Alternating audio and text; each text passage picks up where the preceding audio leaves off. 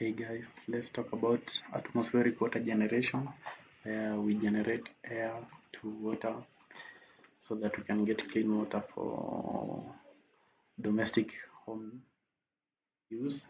So atmospheric water generation works well when there is water output that is 30 liters a day, and the power usage should be 310 watts. Efficiency of this project is 92%. The temperature that is needed is 22 degrees Celsius. As we continue, the first step to this project, ambient air intake, natural air collection, captures the atmospheric moisture, works in humidity level 30% plus silent operation mode. The second step, pre-filter unit dust and particles removal, so that we can get the water that is purified and clean for consumption. This is where we get HEPA grade filtration, removes 99.97% of particles, protect downstream components. Then we go to the third step, cooling coil condenser, dew point technology. We use the dew point technology. The steps are advanced filter cooling system, precise temperature control, optimized condensation efficiency.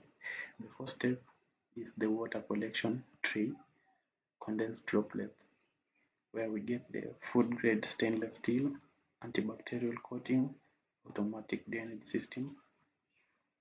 Then the fifth step is multi-stage filtration, carbon filter, UV, sterilization. Yes, I know guys, we use a lot of power. Activated carbon removes odors and chemicals. UVC light eliminates 99.99% bacteria.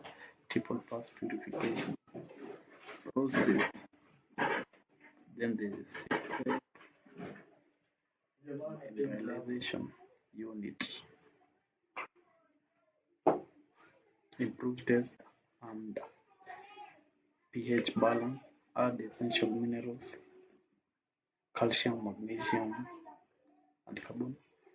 pH balance to 7.7 to 8.5. Enhanced taste profile.